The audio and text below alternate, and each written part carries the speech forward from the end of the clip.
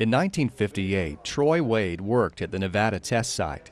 His knowledge of that era comes in handy as president of the Atomic Testing Museum in Las Vegas.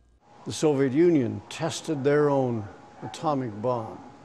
And suddenly this country was faced with a very different problem. Instead of developing weapons to be used against another country, suddenly this country had to defend itself against nuclear weapons developed by somebody else.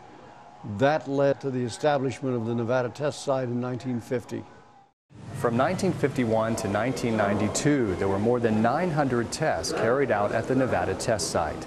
Some were for the purpose of design testing for new weapons concepts. Others were for proof testing of existing weapons. Still others were for testing the impact of nuclear weapons on man-made structures. There were all kinds of structures at the Nevada test site in all sizes and shapes, from single rooms to bridges to railroads. These powerful weapons would eventually be scaled down, but at first, bigger was better. This country would have enough nuclear weapons to wipe the Soviet Union off the map. And the Soviet Union had the same policy, and they developed enough weapons to completely destroy the United States. In retrospect, that was a crazy policy. The above-ground tests were a spectacle for locals and visitors.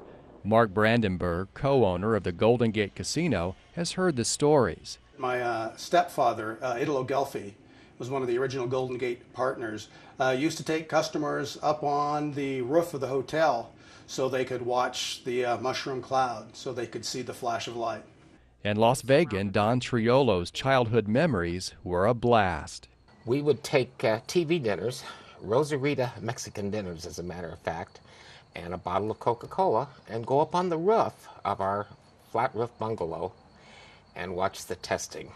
But for some, the testing would lead to misery. Radioactive clouds drifted predictably over a number of counties, including Eureka and White Pine.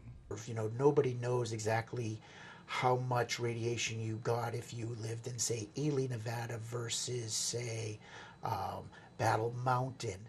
Dr. Thomas Hunt with the University of Nevada School of Medicine heads the Nevada Radiation Exposure Screening and Education Program, funded through the federal government. We target Nevadans who lived in certain counties in the 1950s and early 60s who have been exposed to radiation from above-ground testing that was done at the Nevada test site. The free medical screenings for Downwinders has for some resulted in compensation. The program ends in August, and Dr. Hunt is trying to secure enough funding for another 3 years. The Nevada test site, meanwhile, has diversified into other areas, including conventional weapons testing, and it remains one of the largest restricted access areas in the United States. For News 1, I'm Rick Andrews.